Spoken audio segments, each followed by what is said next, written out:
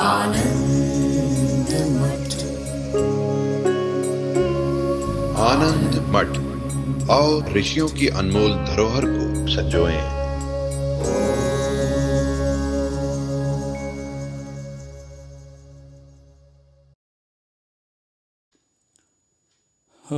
आपके YouTube channel पर हमने वेदांत सार तत्वबोध, भज गोविंदम, हनुमंत यात्रा इत्यादि एकाग्रचित्त होकर सुना है। आपकी मृदु तर्कयुक्त शैली के कारण समझ में आता है एवं अनुभव भी होता है। विचार करने पर सही भी लगता है, लेकिन मेरे शरीर में अहमता, वासना, ममता होने के कारण ऐसा लगता है इस स्वभाव में आसुरी स्वभाव के ही लक्षण हैं। हरे कृष्ण कृष्ण कृष्ण हरे हरे, हरे राम राम राम हरे हरे। भगवान नाम का पाठ माला भी पिछले 3 साल से कर रहा हूँ, लेकिन मन उस समय भी संसार में चला जाता है। बुद्धि में सिर्फ संसार बसा हुआ है। उपरोक्त ग्रंथों को समझकर भी मन सिर्फ संसार में विचरण करता रहता है। भगवान श्री कृष्ण से प्रार्थना करने पर भी इस स्वभाव में कोई परिवर्तन नहीं हो पा रहा है। क्या मेरे जैसे स्वभाव वाली आत्मा का उद्धार भी होगा, अर्थात मोक्ष हो पाएगा?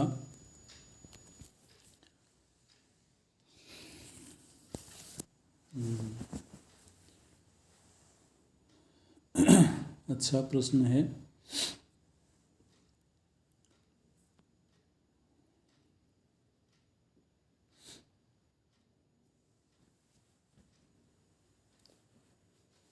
देखिए,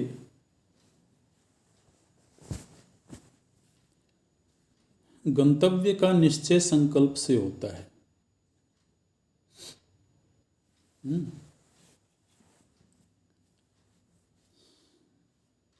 एक बड़ी लंबी लाइन लगी हुई है मंदिर जाने वालों की। कभी कभी कोई त्यौहार आता है, कोई उत्सव का समय होता है, तो मंदिरों में लंबी लंबी लाइनें होती हैं। अभी महाशिवरात्रि का उत्सव था, तो कई मंदिरों में दूर दूर तक लाइनें हैं, कोई 1 किलोमीटर 2 किलोमीटर।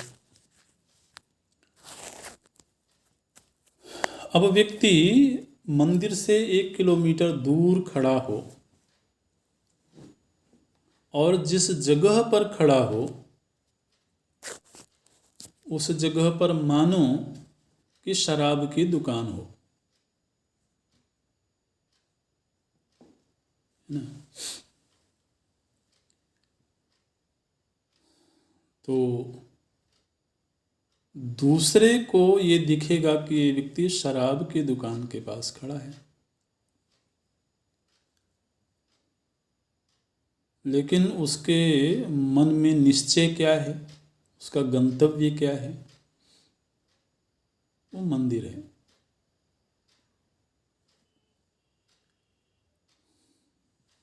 तो वर्तमान में हम किस परिस्थिति में हैं, किस मनस्थिति में हैं, वो एक अलग बात है।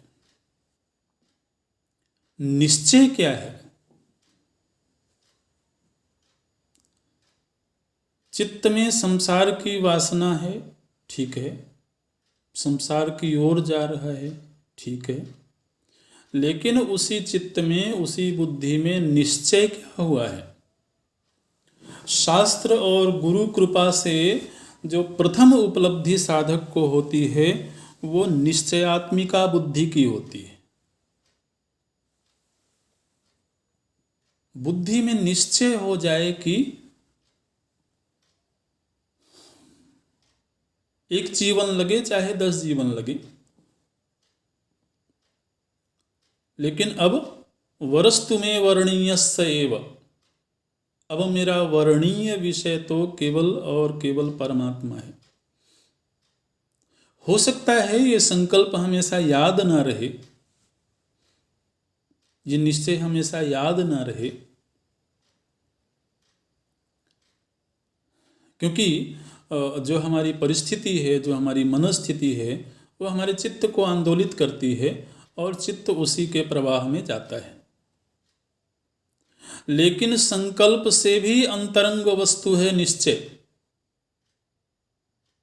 निश्चय बुद्धि का धर्म है, संकल्प मन का धर्म है।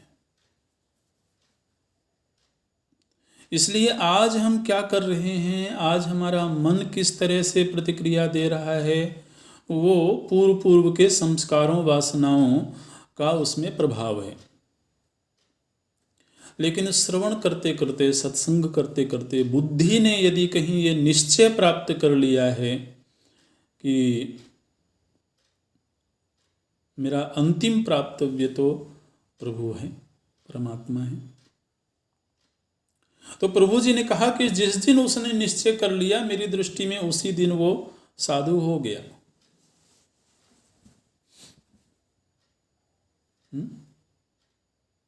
साधुरेव समंतव्य,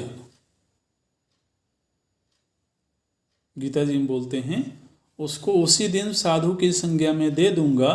क्यों? क्योंकि सम्यक व्यवसितो ही सह, क्योंकि उसका जो व्यवसाय है, उसका जो निश्चय है, वो सम्यक हो गया है, जहां होना चाहिए वहीं हो गया है।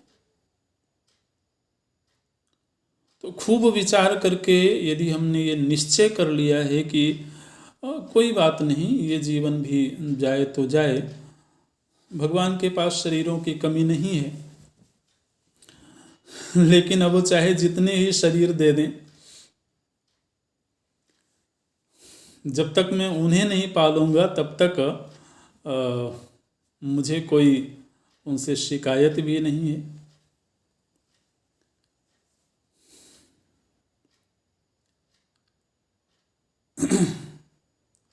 तो पहली बात तो इस प्रश्न के संदर्भ में ये कहेंगे कि निश्चय, शास्त्र श्रवण करते करते ये निश्चय बुद्धि को प्राप्त हो जाना चाहिए। अब जहाँ तक संसार की ओर जाने की बात है, तो संस्कारों के परिमार्जन में वक्त लगता है, संस्कारों के रूपांतरण में वक्त लगता है। तो उस परिमार्जन के लिए सत्संग ही सहारा है ना, प्रार्थना ही सहारा है, सत्संग ही सहारा है। तो इसलिए वो सत्संग, प्रार्थना, पूजा, निवेदन, जो भी साधना संबंधी क्रियाएं हैं, उनको जीवन में शामिल रखें और निश्चय के साथ में। ओम, यही पूरा करते हैं। ओम पूर्णमदः पूर्णमिदं पूर्णात् पूर्णमुदच्यते पूर्णस्य पूर्णमादाय पूर्णमेवावशिष्यते। ओम शांति शांति शांति। हरि ओम। श्री गुरुभ्यो नमः। हरि ओम।